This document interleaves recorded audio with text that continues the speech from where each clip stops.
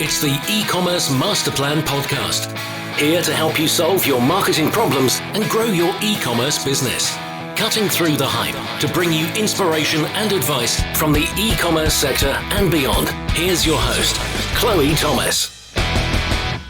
Hello, thank you for tuning in to the show. I'm Chloe, the host, and in this episode, we've got our second repeat guest of the 2020 e-commerce Master Plan Growth Series sponsored by Omnisend. The series is a set of 9 episodes we're releasing throughout January. Numbers 249 to 257 if you want to catch them all. And in each, I aim to bring you a guest or guests who can uncover a different side of the challenges of growth. In the first few years of an e-commerce business, or any business to be honest, there's often a lot of toing and froing trying to find the right pathway, the right products, the right path to market, the right marketing methods. There's a lot that has to be tested. And, of course, optimised. That's what today's guest is joining us to talk about.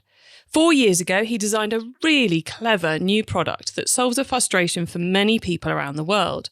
When we caught up with him 2 years ago, he was busy testing different routes to market. Online sales versus licensing to manufacturers versus selling wholesale to tailors and dry cleaners. In today's episode, you're going to find out how all of that has been going, the marketing testing he's been doing, and how he's ended up creating a whole new brand as yet another route to market. Some of the lessons from how he's done all of this are priceless. The business he's building is still a work in progress, and in this episode you get to see very candidly behind the scenes, to hear how he manages all the different ideas and how they all start coming together to create the platform from which growth is, I think, just about to go crazy. Before we get stuck in, please take a moment to listen to our lovely sponsors. Omnisend, the marketing automation platform tailored for e-commerce. Omnisend provides sophisticated omnichannel marketing automation tools for sales-driven marketers that have outgrown generic email marketing platforms. Engage your customers and boost your e-commerce sales with dynamic emails, text messages, Facebook Messenger, and retargeting ads on Facebook and Google, all from just one platform. Try Omnisend for free for 14 days. Just visit omnisend.com/masterplan and get started. Everyone in your business should read this book, whether they are in marketing or not. Why? Because it removes all the smoke and mirrors around marketing for e-commerce, channel by channel, but still delivers for your marketing team on detail and how to plan for success. That's what Nicola Fox, ex-head of CR at Misguided, said about my new book, E-commerce Marketing, How to Get Traffic That Buys to Your Website. You can grab the Kindle or paperback on your local Amazon store now. Or if you're not quite ready to commit to buying the book, head to ecommercemarketingbook.com to get the free crash course, including the first 2 chapters. And now to introduce today's special guest. Rob Kessler is the inventor and co-founder of $1 Million Collar, where he creates fashion accessories for men which provide a classy, polished appearance. Rob launched the business in January 2016, and they've now sold over 250,000 units in 111 countries to over 18,000 customers. We last chatted 2 years ago, so I'm really excited to find out what Rob's been up to get the numbers so high. Hello, Rob. Chloe, hey, how are you? Good to talk to you. I'm good. It's lovely to have you back on the show again. So thanks for getting in contact to make this happen. Because I said, I am very interested to hear what's been going on. So how have the last 2 years been? The last 2 years have been crazy. So we focus a lot on our dry cleaners and tailors since our product needs to be sewn in. Mm-hmm. We're now in about 600 locations, mostly in the U.S., but we just hooked up with a bunch of guys in Australia, New Zealand, starting to build out Europe a little bit. So yeah, it's been fun. It's been crazy. Cool. Well, look, we should probably explain what the product is because people may be going, tailors, dry cleaners? What on earth are we talking about? So tell us about the $1 Million Collar. Yeah, we can back up a little bit. So $1 Million Collar is the world's first placket stay. Most guys these days don't wear a tie with their dress shirt. And I hated the way I looked on my wedding day. My shirt just collapsed. It was brand new. It was freshly pressed. And it just looked terrible on the biggest day of my life. So I always wondered why there wasn't any reinforcement in the front of the shirt where the buttons and the holes are. Everything else has been built around the collar stays, things like that. But nothing really addressed the real problem, which to me was where the buttons and the holes are. That's the part that crumbled. So after my wedding, I came home, I started cutting open dress shirts, and 3 years and 100 ruined dress shirts later, I perfected and patented $1 million collar. Excellent. And hence everyone who's listening is going, oh, that's why tailors and dry cleaners. Right. So the beauty is that every dress shirt is made almost identical. There's always 2 layers where the buttons and the holes are, because that's a tugging point. So they want to build up the strength of that part. So since every shirt's made exactly the same, the instructions are the same. They open a couple stitches where the placket meets the collar band. They slide $1 million collar in, sew back together right through the material. And once it's inside of the shirt, hidden discreetly, it lasts for the life of the shirt. So it's really cool that shirts are all made the same and that it can just kind of hide inside of there. And that was part of the challenge of the 3-year development, is it had to be soft enough to be sewn through, but heat resistant enough to deal with dry cleaners, and soft enough and, rigid enough. And it had to meet all kinds of crazy criteria to work. And it does. It works amazing. And it's paying off as well, all that effort, isn't it? Because, I think last time we caught up, you were just in the process of starting the journey of getting into the tailors and the dry cleaners. And it sounds like that's been a strategy that's paid off for you. Yeah, it's been good. It's a very funny industry. It's contracting. So the stronger players are rising to the top and, eating up a lot of the little guys. And at the same time, we have this great product that is new to the industry, and it just seems like such a battle to get to these guys and get them to understand what the opportunity is. And the reason we deal with dry cleaners mostly is because the smallest guys do 200 dress shirts a day. Most stores don't sell that many in a month. So to have a store that has 200 a day, and there's 40,000 dry cleaners in North America, there's a huge market for us if we can get them to understand what the potential is. Yeah, and I guess the contraction of the market is a good thing and a bad thing, isn't it? It's a good thing because if you can get into one of them, that's huge volumes. But it's a bad thing because the gateway to get to the right person to convince them is so much more challenging. Yeah, it's they're becoming more corporate. I mean, one of the guys we deal with has 180 locations, and they're expanding, and that's Procter & Gamble's Tide cleaners. So they're expanding their footprint. And then there's guys that have one location and they do a lot of routes.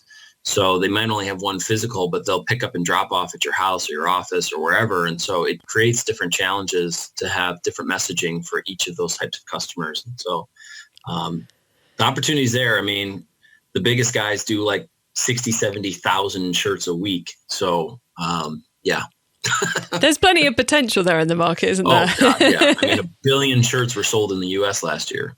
Wow. And you've stopped working on the licensing side of things, because you were, when we talked, you were also trying to see if there was traction in getting shirt manufacturers to put in your plackets at the beginning of the process.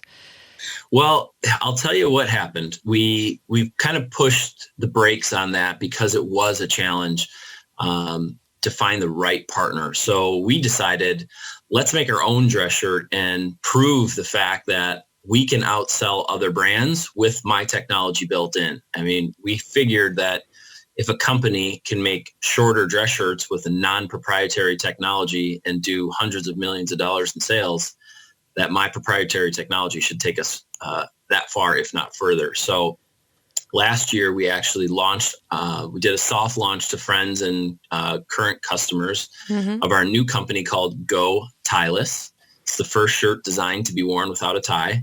It's a great name.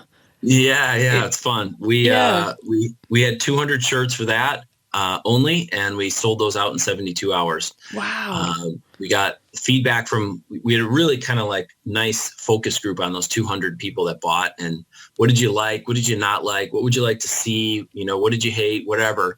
And then we went back to the drawing board, made a bunch of tweaks and perfected the shirt. And it took us 7 months to get it fixed in the way we wanted. And so we just launched a couple months ago, the brand Go Tailors with 3 colors. All the fabrics have 3% spandex, so there's a nice stretch to them. So they move with you during the day. $1 million collars built in, obviously. They all have contrast cuffs, plackets, and collar bands. So you got a nice little pop of color. And we actually removed the top button on the shirt itself because we're fully committed to a tieless look.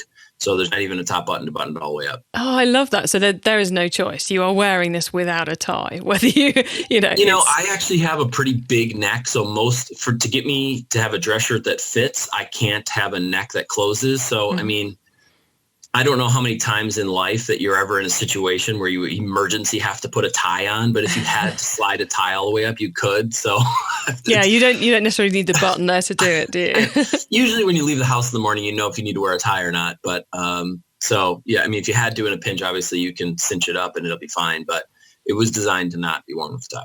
And I love that you didn't just go, right, we've got a product, let's crowdfund it and let's just release 200, see how it goes and then just buy more stock.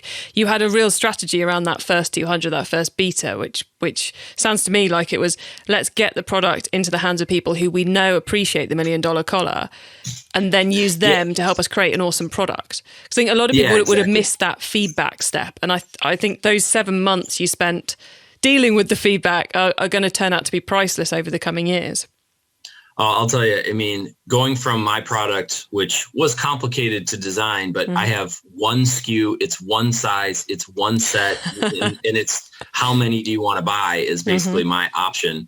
I mean, we have 3 colors. We have small to double extra large. We have a slim cut and a standard cut. So, I mean, and then the variables with sleeve lengths and this and that and like stitches. And it's insane how many more variables are involved, which is why we were so hesitant to do shirts in the first place. But during all of that process, one of the big brands we were talking to reached back out to us and said, hey, what's going on with $1 Million Collar? Let's talk. And so we've met with them at their corporate headquarters.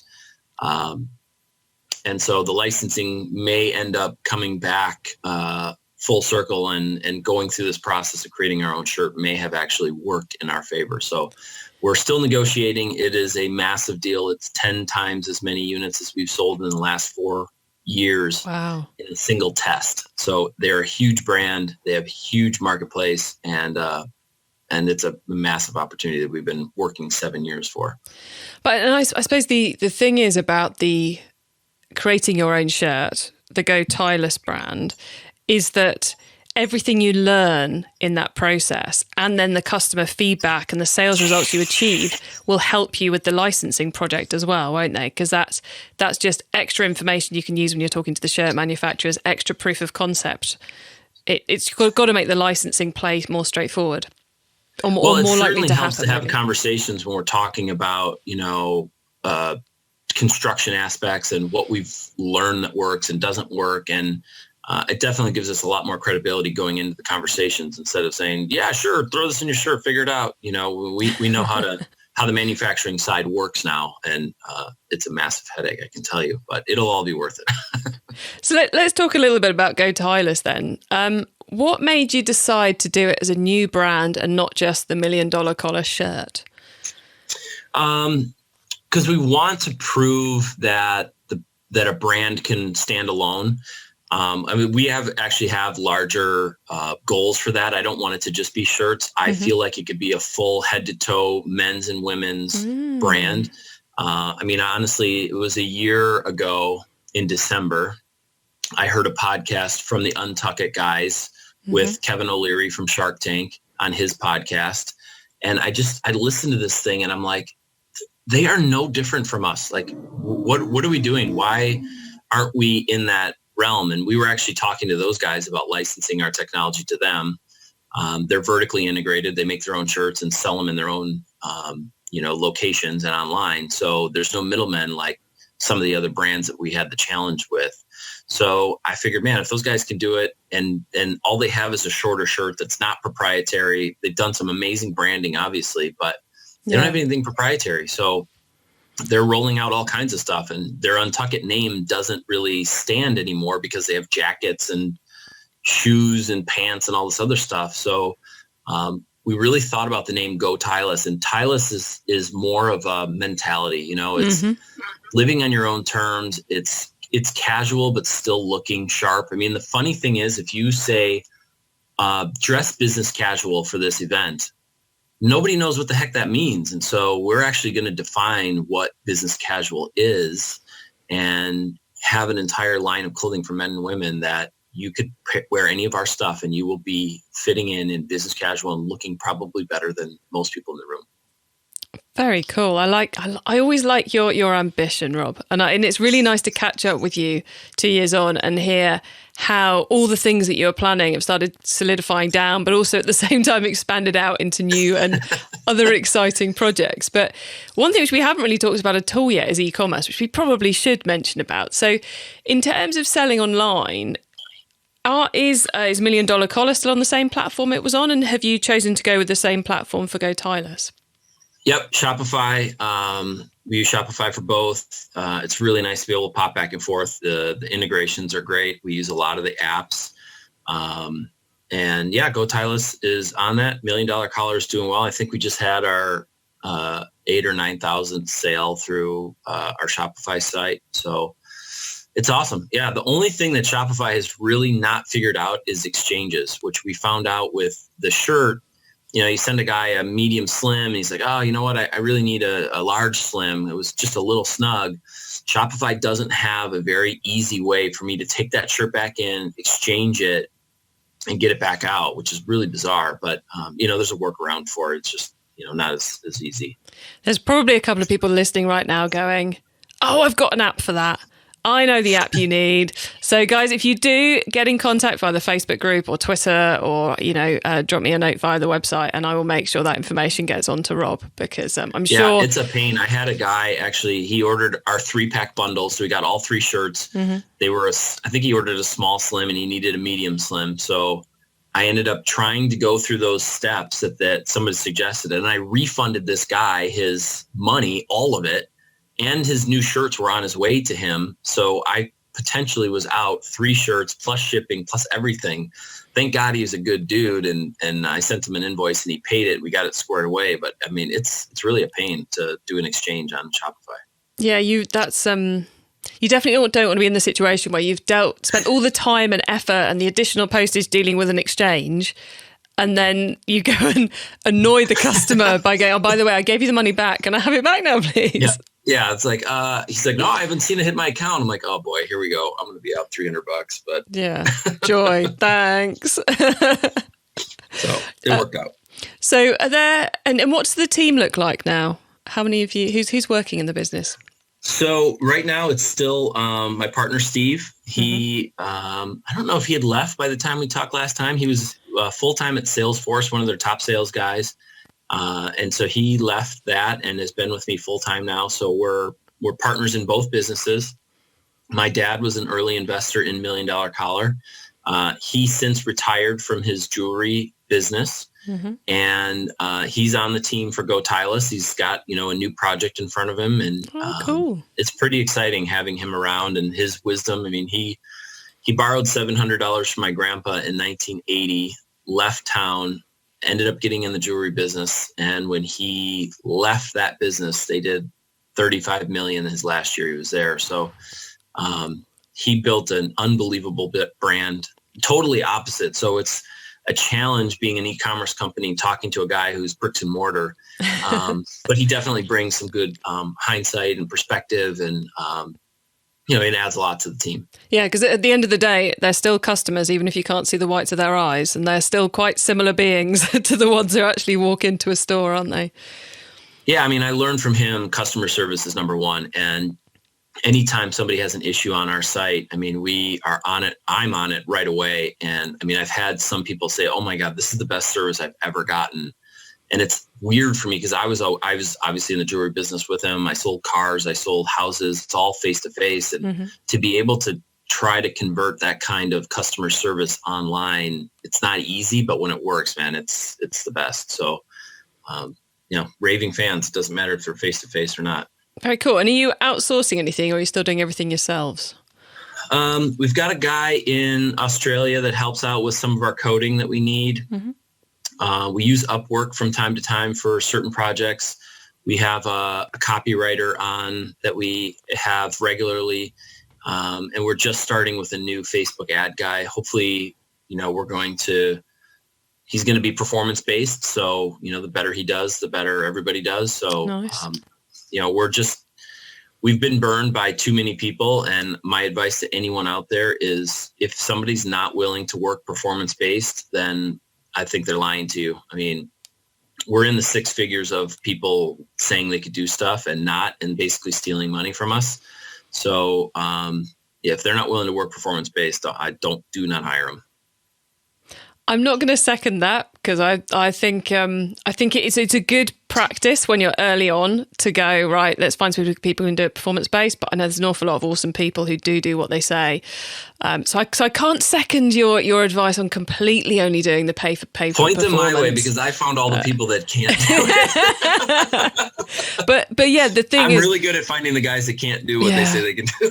I would say it's one of the most difficult things I think for businesses that are just going into the outsourcing route. Is working out how to outsource things like Google ads and Facebook ads, because you need to know an awful lot about them to hire someone effectively who can do it for you.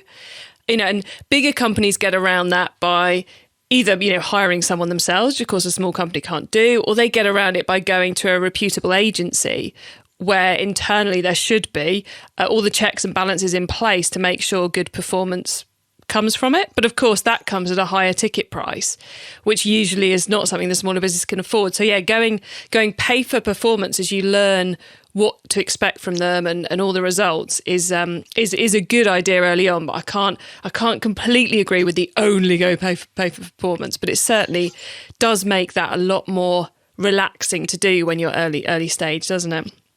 Yeah, I mean, we're coming out of a deal with a guy. It was a huge firm here in Los Angeles. $5,000 a month retainer, $5,000 a month ad spend. And they managed during the busiest shopping time of the year, Christmas, the holiday season. They only sold 4 shirts for us. And that's shocking. So, yeah, I mean, we've got the greatest technology. We've got an amazing new thing, and they couldn't sell anything. So we thought, exactly like you, let's go the big company route. They're going to be reputable. They're going to be somebody that can stand behind, and they drained our company, and now Go Tailors is fluttering a little bit, trying to figure out what to do. So it's been a struggle. I mean, we've gone big, we've gone small, gone all across the board. So do your homework. It's the best I can send. Hopefully you can get a referral from somebody that, has had good relationship with somebody that knows what they're doing. Otherwise, I don't know how to find. Yeah, it is scarily easy to get burnt with Facebook ads, Google ads, and the SEO side of things. But there are some great people out there, but yeah, recommendations help. And I think it's also good to try and find someone who's sold a similar type of product, especially when it comes to Facebook. I think there's an awful lot to learn in each niche. And if you can find someone who's tackled something similar in your niche before, if you're out there and you're selling dog food and you're about to hire someone who's only ever sold fashion on Facebook, then it's probably not the right person. I would say. But yeah, I mean, I think that our problem was almost that we were so small for them that, they put the least experienced people on our account because that was the pay grade we could afford.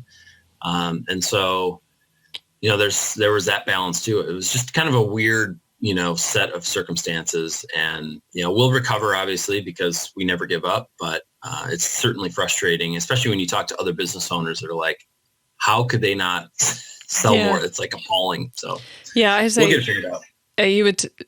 That's quite impressively bad. Yeah, that is not the first time I've heard those exact words. Yeah. Impressively bad. It is impressively bad. I mean, that, this whole case studies on I'm not quite sure how you would manage to do that. But anyway, I'm about to lose myself in thought, which neither you, Rob, nor the listeners need right now. But talking about marketing, the marketing method we talked an awful lot about last time was influencer marketing, because that was something you were using a lot to get things off the ground. Is that something you're still doing a lot of? Yeah, we've learned another lesson on that is, we went with a guy that was our first influencer. He was very reasonable. He had 225,000 subscribers when we first worked with him. Now he's at 4.2 million subscribers. Wow. And we thought, oh my God, this is going to be this is going to be incredible. We're going to need to order more fabric. We're going to sell out of these shirts. The problem when guys get that big is they've got a lot of poser followers. Mm-hmm. So my advice in that realm still is 250, 300,000 or less is where you want to be. I would rather have 25 micro influencers, send them all a free shirt, get all the content from those guys, plus what they're able to put out to their people. Because if you got a 5,000, 10,000, 25,000 subscribers, it's not because you're popular. It's because you're saying something that's resonating with people and they actually care about what you have to say. When these guys get to 2, 3, 4 million followers, it's not as much about what they have to say. It's just, that's the popular guy. Let's follow him because everybody else is following him. Yeah, the message and the resonance of it gets lost, doesn't it? So you just don't get, and of course they try and, it's interesting that the influencer will price based on size of audience, but actually the impact kind of drops off the bigger it gets. So yeah. I mean, 4.3 million subscribers and we've got maybe 100,000 views on his video. So it's like, what's going on? And then the original, when he had 700 or 200,000 subscribers, that one's got 750,000 views, 750,000 views. So, it's been out there for a few years, but I don't know, man. I just think that the smaller guys just have a much better bite and much better relationship. They're probably not putting out content as often. So when it does come out, it's exciting and people watch it. This guy's putting out stuff every single day and, he's trying to do his own brand and it just muddied the waters a little too much for us. So. Yeah, from what I've not run micro-influencer campaigns myself, but what I've heard from people on the podcast talking about it and other people I've seen, when I'm out and about, is the passion of a micro-influencer comes across hugely through the content they create as well. So you get kind of even better content than you would otherwise get, which I think helps things too. Well, and that's a bonus. I mean, the content, you can only create so much with your circle of friends. I mean, photo shoots get expensive. To have different types of people from all over the world with their pitch. I mean, maybe some influencer is going to say something about your product that you never even thought of, but it's the exact right messaging. So, it's just multiple benefits from expanding out your reach and talking to and having more people talk about your product. There's no way to lose, I don't think. And some of these guys, they're so small that all it takes is a little product. Some it's $50 or $100 or $500, but you start spending $5,000, $10,000, $20,000 for a post. It's a lot riskier. E-commerce Master Plan is supported by some of the greatest companies in the e-commerce sector. Here's a reminder of who they are. Omnisend, the marketing automation platform tailored for e-commerce. Omnisend provides sophisticated omnichannel marketing automation tools for sales-driven marketers that have outgrown generic email marketing platforms. Engage your customers and boost your e-commerce sales with dynamic emails, text messages, Facebook Messenger, and retargeting ads on Facebook and Google, all from just one platform. Try Omnisend for free for 14 days. Just visit omnisend.com/masterplan and get started. In the last ad break, you heard a review from a retailer just like you of my new book, eCommerce Marketing, How to Get Traffic That Buys to Your Website. It's a Kindle bestseller in the UK, USA and Australia. And as past podcast guest Chantal put it, if you run an e-commerce business, buy this book. The Kindle and paperback are available from your local Amazon store, plus it's now available everywhere on audiobook too. Just search e-commerce marketing on your favourite audiobook app and click on the white cover with the blue and pink text. It's time for the top tips round. I love this section because it gives me and our listeners some really quick ideas for taking our business to the next level. So, Rob, you've given us lots of great advice already, I have to say. Huge amounts in this show, so thank you. But are you ready to give us some more advice in the top tips? Sure, let's rock. Okay, the book top tip. If everyone listening to this podcast agreed to take Friday off and read a book to make their business better, which book would you recommend? So I'm a huge Grant Cardone fan. 10X to me is, as you heard, I've got big goals. And then as I feel like I'm getting closer to the goal, my goals get bigger again. And that's Grant Cardone's 10X. It's never quite reaching your goal and setting these massive, projections and trying to get there. I love that. And And the other one that I would tell you is called the 3-minute rule. It's by Brant Pinvidic. He's a producer. He came up with The Biggest Loser and a bunch of other shows, and he broke down how to pitch your idea within 3 minutes. And if it takes longer than 3 minutes, then you don't know what you're talking about. It's an amazing book. I met him right before I went to the pitch with that huge brand, and we're talking about 2+ million unit deal. And it was a lifesaver. It was just like the perfect timing. So it was spot on. I think that's one of the strongest recommendations for a book we've had yet. I used it and it's got us in with a huge business that's going to change things. Yeah. So cool. Yeah, it was pretty incredible. Yeah, Brant Pinvidic. Nice. Okay. The traffic top tip. Which marketing method do you either prize above all others or think doesn't get the press it deserves? For website traffic is definitely the influencers. And then, having a strong email campaign. I have a couple other brands that are in the, go tailors space that I just register for their email list just to see what they're doing. It's free money, and it takes time. And if you spent 15 minutes a day generating emails, then it would go a long way. But staying in touch with your current customers is a much stronger base than anything else that you use at all. Cool. I love it. The top tip, maybe a collaboration tool, a social media plugin, a phone app, or just a way of working. Is there a cool little tool you use that makes you and your team more efficient from day to day? Well, we're all spread out. My partner's in Madison, Wisconsin. I'm in Los Angeles. My dad goes back and forth between Milwaukee, Wisconsin and Palm Springs, California. So we're very rarely ever in the same room. We've been using Slack a lot, the free tools on Slack, and we use Google for all of our emails and slides and all that stuff inside. So between those two, it pretty much has everything covered for us. Okay, and then the growth top tip. If you met someone today who's focused on growing their e-commerce business from 100 orders per month to 1,000, what would be your number one tip for them? It's follow-up. It's make people feel like you appreciate them, and that goes back to the email campaigns. It's not always about buy my product, recommend to a friend, like really following up and caring about how the order went. Did it arrive on time? How are things going? And that personal touch, like I said, my dad and I come from face-to-face sales, and to try to make it feel like that online is difficult. But if you can do it, they're going to be more likely to share your product and the experience with you if you make them feel, warm and cozy. Rob, yet more great advice. I think this is certainly one of those episodes I think the listeners are going to be listening to a couple of times to make sure they get all the bits and pieces we've talked about today, because we've packed it in. So before we say goodbye, though, could you let the listeners know where they can find you and your businesses on the web and social media, please?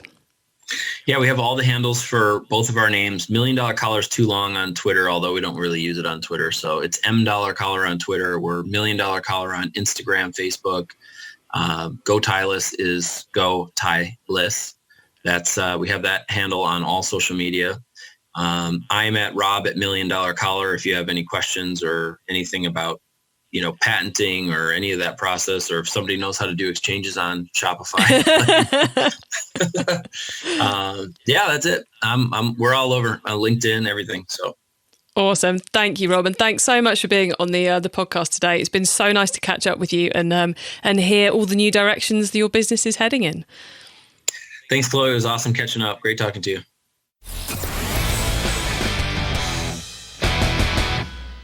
I cannot believe how much we've packed into this interview.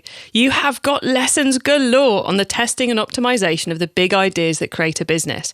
You've got Facebook ads outsourcing advice, outsourced team advice, brilliant influencer tips, and much, much more. I love the way that you can get from this episode how in those early stages, the first few years, the ideas expand and then they contract.